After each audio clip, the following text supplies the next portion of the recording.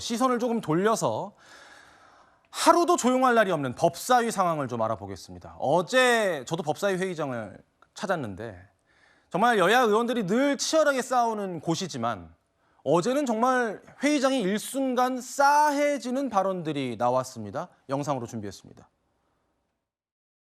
남편이 법원장이니까 아내가 법사위 간사해서 되느냐. 남편까지 욕먹이고 있잖아. 박지원 의원님 사모님 뭐 하세요 지금? 돌아가셨어요.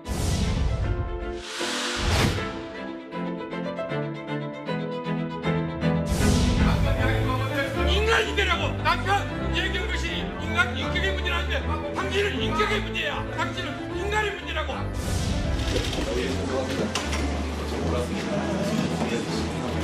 말이 돼.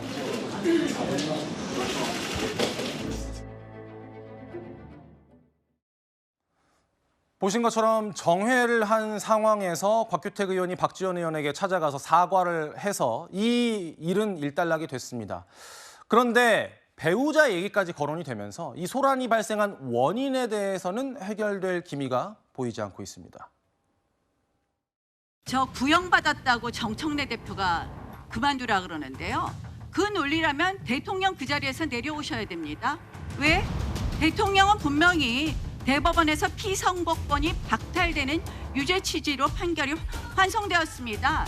내려오시는 게 먼저입니다. 먼저. 관행이니까 나를 빨리 선임해라. 이렇게 뻔뻔한 태도가 어디 있습니까, 세상에? 우리 반 반장을 정하는데 왜 민주당이 마음대로 정합니까? 반장이 아니라 부반장 뽑힌 거예요.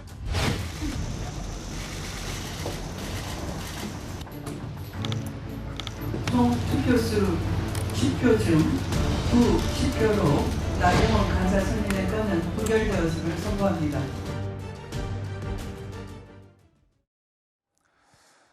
상임위 간사가 표결로 부결이 된 것은 헌정사상 처음 있는 일이라고 전해집니다. 성 부의장님. 그런데 여당에서는 나경원 의원이 검찰로부터 징역형을 구형받았다라는 것을 여러 가지 이유 중에 하나로 들어서 간사 선임이 부적절하다라고 이야기를 하는데 나경원 의원은 그런 논리라면 이재명 대통령도 물러나야 되는 거 아니냐 이렇게 맞받아쳤어요.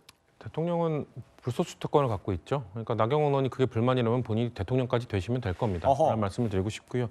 그리고 지금 뭐 여러 가지 이유 중에 하나라고 앵커께서 말씀하신 것처럼 사실 좀 가장 결정적 이유는 아까 박지원 의원이 조곤조곤 말씀하셨던 이해 충돌이 가장 문제가 되는 겁니다. 그러니까 국회 법사위원은 결국 사법부를 감찰하고 감시해야 되는 역할을 하고 있는 것인데 그 사법부에 지금 판사로서 나경원 의원의 남편이 재직 중이기 때문에 그럼 제대로 역할을 할 수 있겠느냐. 그게 부적절하다. 그것이 이해 충돌이라는 논리로 박지원 의원이 지적을 하신 거 아니겠습니까? 그러자 주진우 의원이 저렇게 반박을 했습니다. 박지원 의원도 재판 중이다. 이해 충돌 아닙니까? 라고 했는데요. 그러니까 재판 중인 부분에 대해서는 서로의 약간 그런 지적들이 있습니다. 사실 민주당 의원들도 과거에도 법사위원 내지는 법무부 장관이 지금 혐의가 있거나 재판 중인 사람들 가면 안 된다고 국민의힘도 주장했던 적이 있거든요. 그러니까 서로가 서로를 향해 어떻게 보면 내로남불을 보이고 있는 부분이 있기 때문에 전 그 논리로는 나경원 의원의 간사 선임을 맡긴 어렵지 않을까라는 생각이 있었는데 근데 이해 충돌 부분은 이거는 좀 명확하거든요. 그러니까 이 뭔가 본인의 혐의보다도 이 남편이 근무하고 있는 그 거기에 대해서 피감기관으로서 두는 것이 맞느냐